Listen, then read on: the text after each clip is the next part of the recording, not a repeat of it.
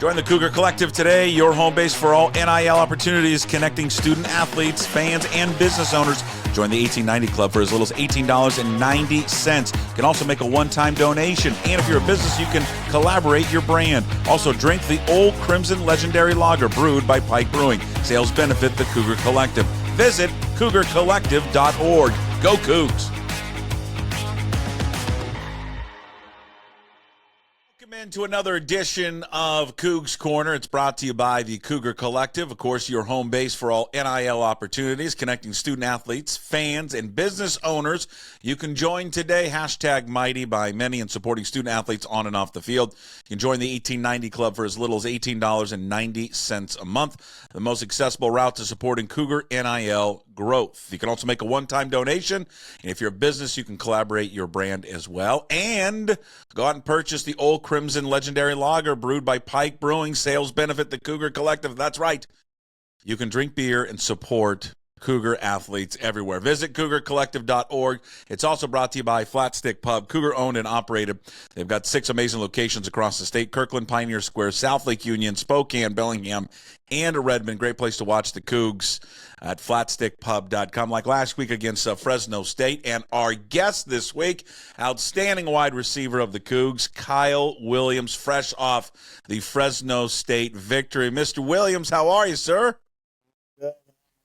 We're doing great. Can you imagine when you were coming out of high school, you go to UNLV to start, did you imagine when you were at UNLV, we would be sitting here years later, all right? You're talking to a portly host out here in Seattle, Washington, and you're like, God, we can talk about players making money now.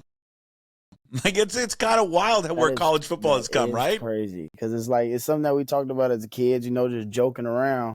Because we see the paper on the big league and NFL is making money, but now that we're experiencing it, it's actually crazy. And sometimes I think it gets a little out of control, but I'm happy for it. What do you mean when you say it gets a little out of control? What do you mean?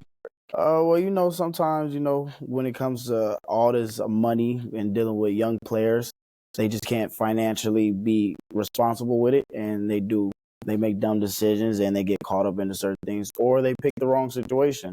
You know what I'm saying? Because of the money. So it could be a two-way street sometimes or a one-way street, but it also benefits people in the same sense. So sounds like you were if someone got into you early about managing your money.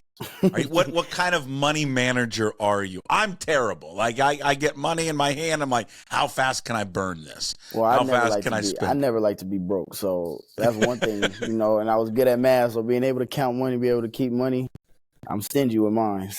I have a vision, Kyle. I'm not sure what your major is. I'm thinking accountant. Perfect. You could be a CPA. Something with money. What do you think? Yes. Maybe an agent down the road. After your playing days are over, you could be an NFL agent. Maybe give some financial advice to the young school. What are you studying? Right now I'm in criminology right now. Learning the laws and everything. Yeah. Okay, and that would lead to what? Probably like something with sports, with lawyers, something like that. Okay. But nothing like criminology. Does that go the path of like law enforcement? Can it? Or can you turn that into? I also thought about doing narcotics. I watched a show on Netflix and it got me intrigued. So just being in that type of force. Like that. Did you watch Narcos? Yeah, I watched Narcos. I tell you, the first couple seasons of Narcos are great. Kind of lost me after they went. I think it was the season they left Colombia and went to Mexico. I didn't get that far. I left after once they left Baltimore or something like that in New York. Yeah, I was done. But the first 2 seasons where they're doing the Colombia, that's phenomenal. No, that was good. That was good. What else is the go-to right now on Netflix, or what are you watching when you're not going to school and playing football? Right now it's the 2 shows that came out. Is The Receivers. It talks about the 5 NFL receivers: Amon-Ra, Justin Jefferson, Devontae, and George Kittle. And then it's this new show that just came out. It's a Starting 5 with Lebron, Anthony Edwards. Yes. just talking about them and those shows that got me hooked right now. I watched the with my son, who's 11 years old, loves the NBA like most 11-year-olds do. We watched the first episode of that starting five. One, wouldn't you like to have as much money as LeBron so you can sit there and hire personal people to come over and dress you up for Halloween? That is something I dream about every day. And if anybody's if you haven't watched it yet, he loves Beetlejuice the movie. He does, and I seen him reciting it word for word, and I was like, okay, he's unbelievable. He's a true fan. Yeah, and he hired a makeup artist to come over, and they dressed him up in the actual Beetlejuice costume. Yeah, that's a good one, and I liked it because I haven't got to episode 2 yet, but I liked the teaser at the end of episode 1 where they were showing Anthony Edwards. Episode 2 gets better. Yes, I love Edwards as a character. Well, I love Anthony Edwards. Yes, me too. Love him. I would assume you're a basketball fan. Big time. And your team is? The Lakers. Of course, I forgot. You're LA guy. Here's what I want to know about someone who grew up in LA. Did you know anyone that actually grew up saying, you know what, F the Lakers, give me the Clippers? No, yeah. One of my close friends is named Jalen Daniels. He's quarterback at Kansas right now. He was a big Clippers fan. I used to go over to his house. He has a Clippers banner. And I used to look at him like, it's rare seeing a Clippers fan but I would just ask why. Like, if you have 2 teams to choose from, one's like really good with all these championships, and the other one's terrible. Like, always been terrible. I think Clippers fans are just fans that like to argue. Yeah, right. That's what I think they are. Favorite if you had to only pick one Laker, because based on your age, because you're not going to go back to like Magic and Kareem and those guys. LeBron or Kobe? Kobe.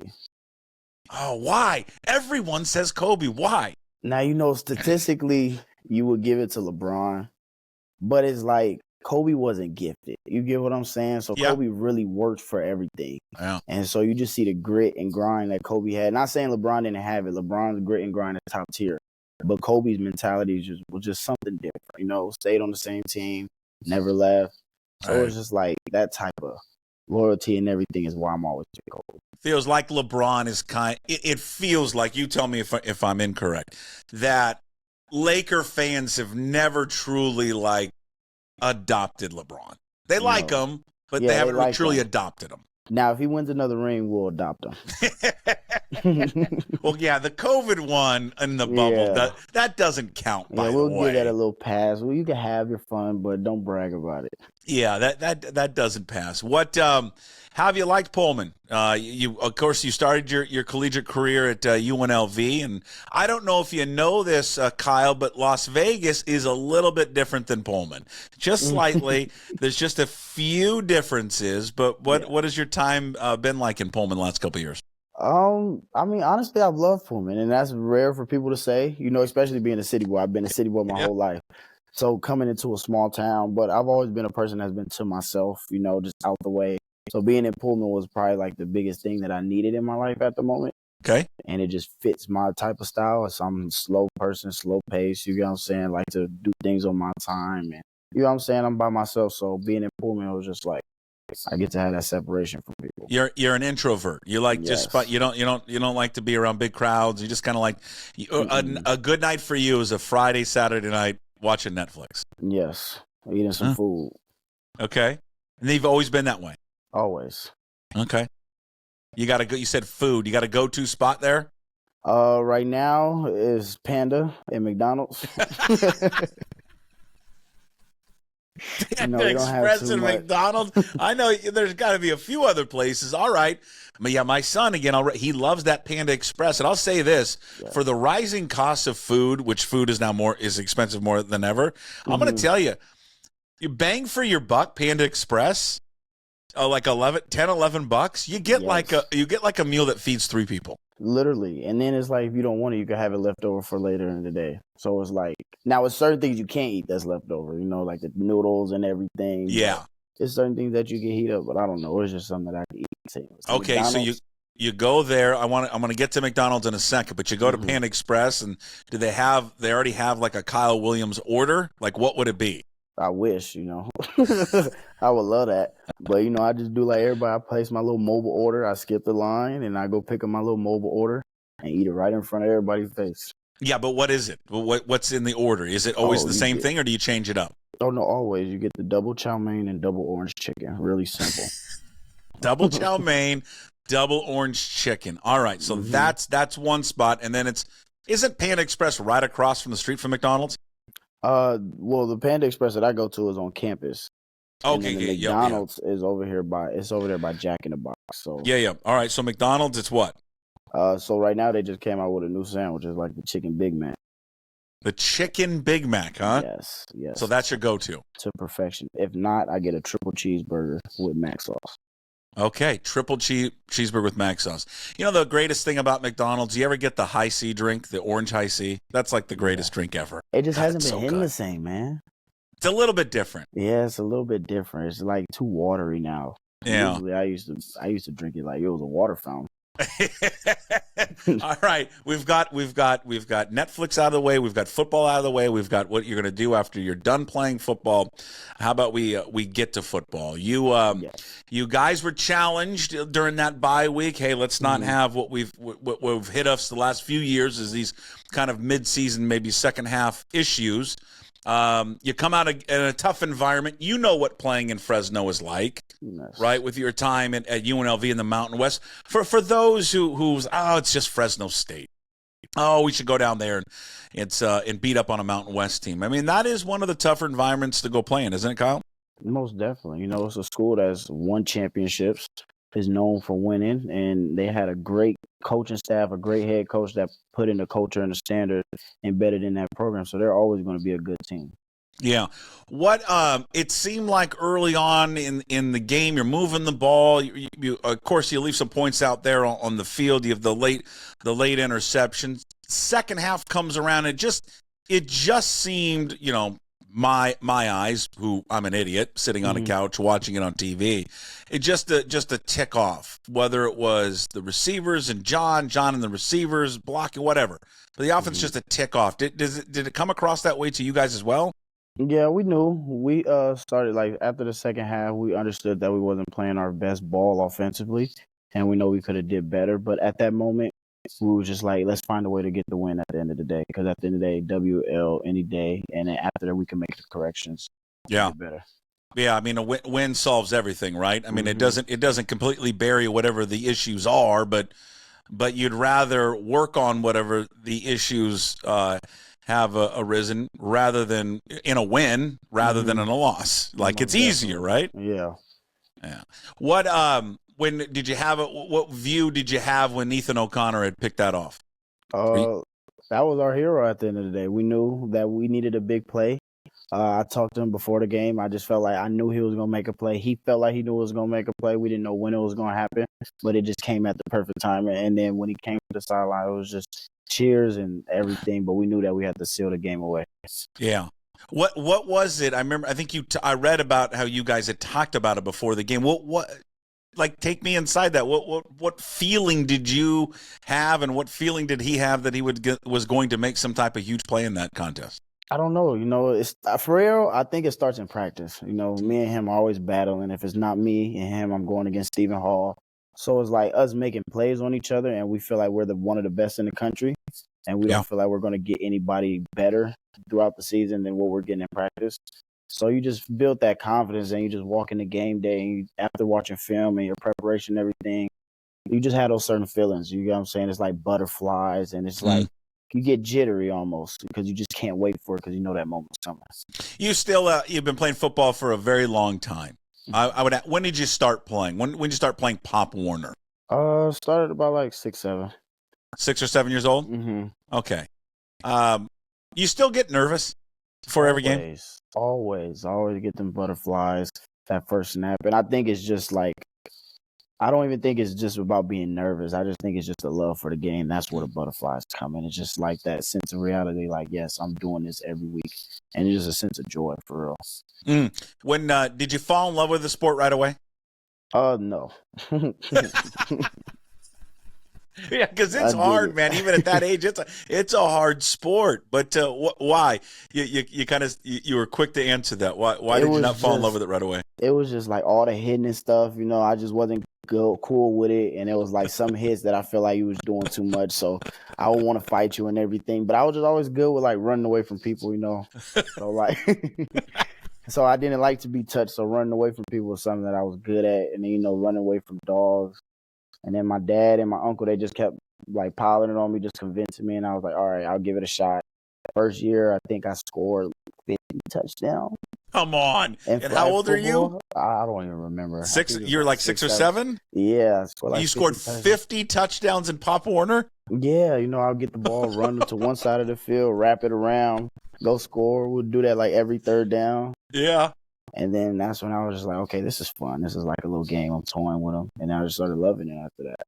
I want to go back to something you said. You like running away from things on the football field. You said dogs. Were you running away from a lot of dogs in your early life? Yes, a lot.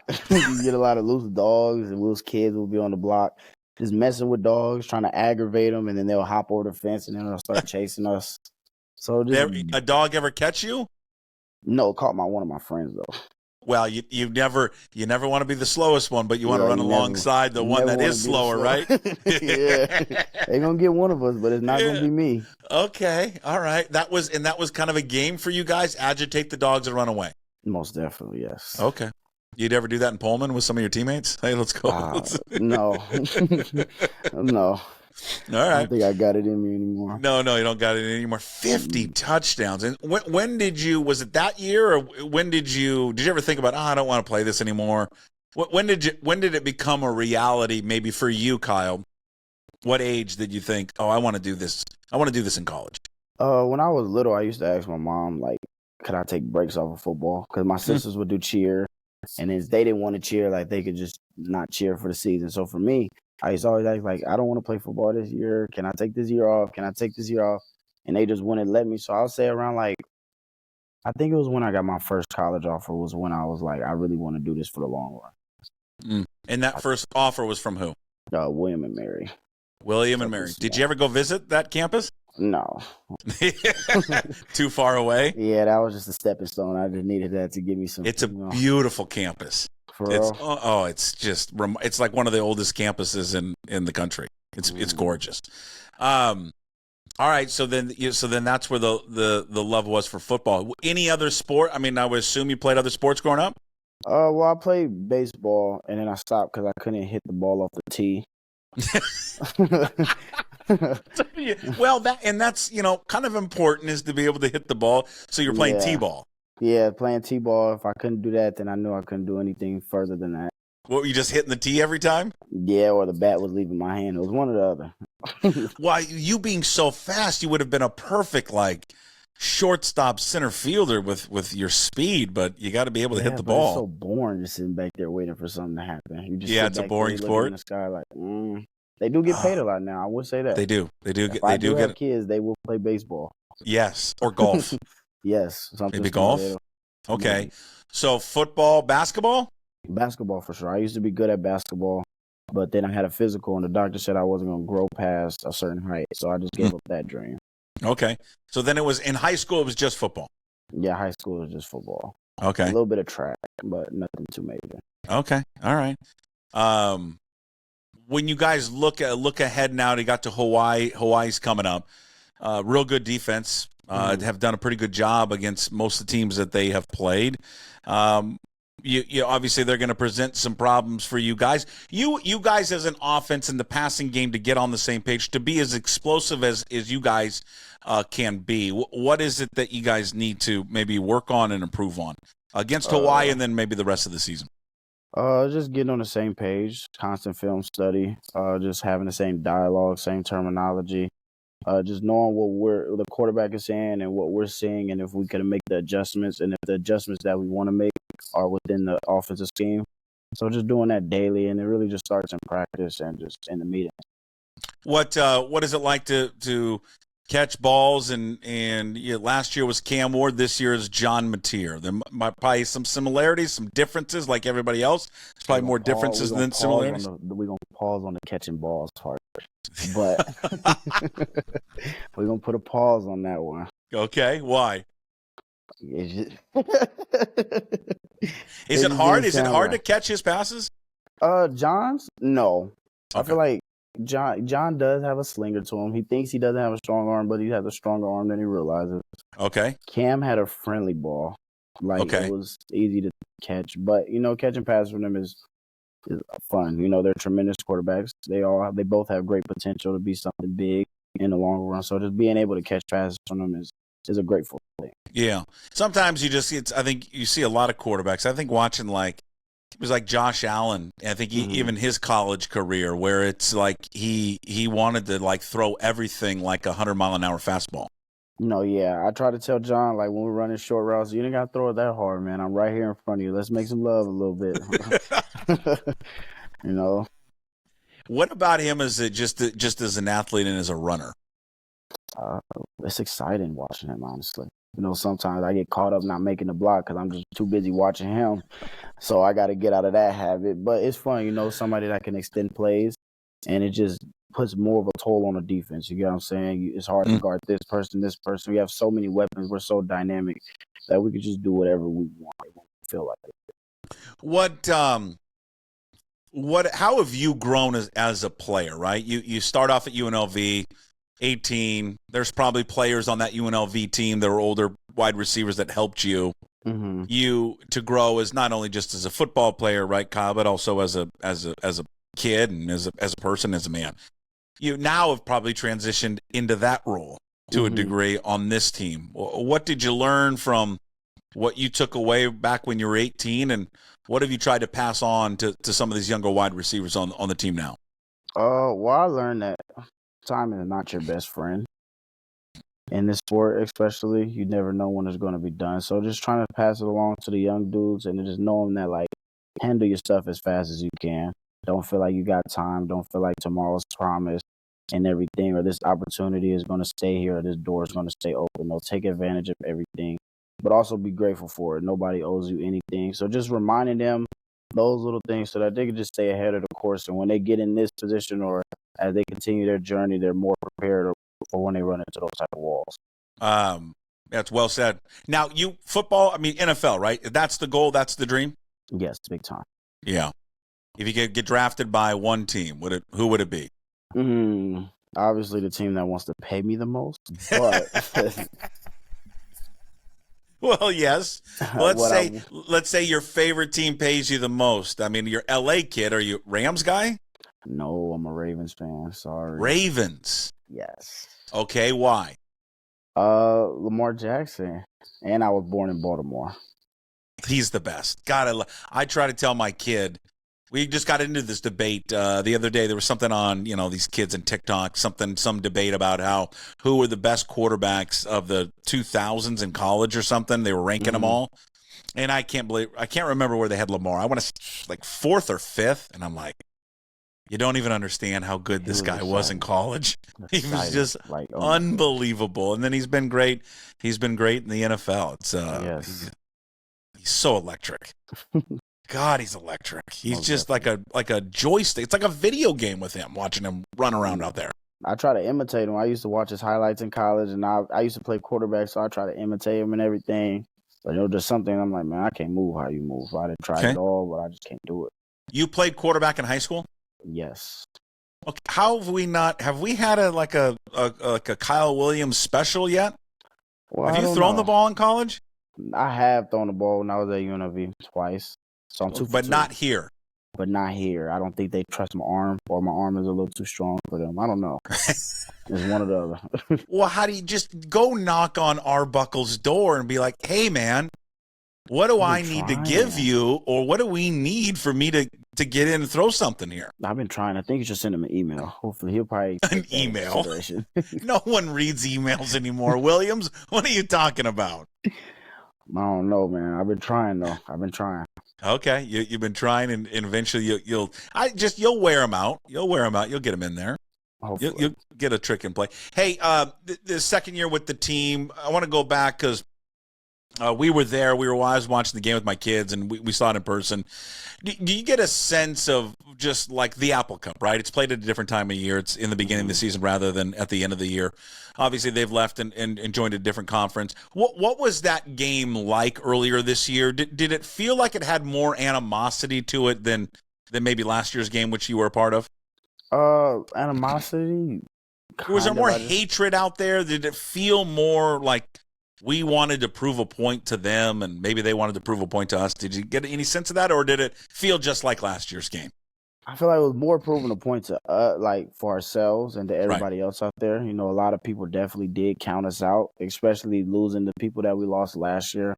A lot of people didn't think we could compete with the power outage. Oh, no, there we go. Well, that was good. But yeah, get back to it. A lot of people just felt like we couldn't compete with that team, and then leaving the conference, and then you had the athletic director move. So just a lot of playing pieces that had to play with that game. So it was a lot. It was hard on us, but we just felt like we had to pull through. That was a good game. What's your coach like? What's Jake Dickert like? Air him out. You got a funny story about him. Just what is he? What is he like that maybe fans don't get to see behind the scenes peek at him? He's a down to earth. He's really down to earth. He cares for his players. He's very serious. So whenever he does something, he moves serious. He does not joke about it. So we're on the field, it's strictly business. He doesn't want to see you laughing and joking. Obviously, he wants to see you have fun, but we're here to handle business. So when we're serious, we're serious. Caring, loving, definitely is a family person. Definitely is a family. Try to treat you as much as family as he can. So I feel like the friendly side is the side that people don't really get to see it much. You talked earlier about taking every day in. You just got a few more months, really. Well, a few more months of your college career, then a few more months of school, and soak it in. Soak it in. It's that college is. I mean, there's a lot of great times in your life, when you're a kid, and then high school and college, and then you maybe a family, get married, and all that. But there's nothing better than college. So soak it in. I'm trying to take it in one day at a time, 1 minute at a time. There you go. Kyle Williams. We appreciate it. Kyle Williams with us. Brought to you by the Cougar Collective, your home base for all NIL opportunities. Go visit cougarcollective.org. Also, big thanks to Andy Largent and his staff, Flat Stick Pub, which, of course, is Cougar-owned and operated. You got to go to a Flat Stick Pub. We got to get you there at some point. There's one up in Spokane. Andy used to play wide receiver at Washington State, and he'll probably have all these great stories about how great he was. Well, I do plan on going to Spokane Sunday, so hopefully I can go get over there. There we go. Well, you know what? We're going to make a connection. We'll get you hooked up there with Andy and Flat Stick Pub. 6 amazing locations across the state: Kirkland, Pioneer Square, South Lake Union, Bellingham, Redmond, and Spokane. Go visit flatstickpub.com. Kyle, best of luck this weekend there against Hawaii for homecoming, and best of luck the rest of the season, and then post-college, NFL, all that stuff. Keep running away from all those dogs, all right? Stay safe. Yes, sir. Thank you. You have a nice one. Thank you. There he is, Kyle Williams, with us here on Cougs Corner. And again, you can find it up on YouTube. Please like, subscribe, comment away. Also, find it on Apple, Spotify, wherever you find your podcasts. And, of course, up at pucksports.com. If it's fun you desire, it's fun you're going to get at Flat Stick Pub. It doesn't matter what the occasion is, whether it's date night, guys night, ladies night, or large group event, Flat Stick Pub's got you covered. They have 6 great locations across the Pacific Northwest, from Pioneer Square to Kirkland, South Lake Union, Spokane, Bellingham, and Redmond. All locations offer the best pub experience in Washington. 2 rules at Flat Stick Pub: drink local and have fun. Pretty simple. So if you like to have fun, love local beer, and great tasting food, make Flat Stick Pub your next spot. Visit them at flatstickpub.com.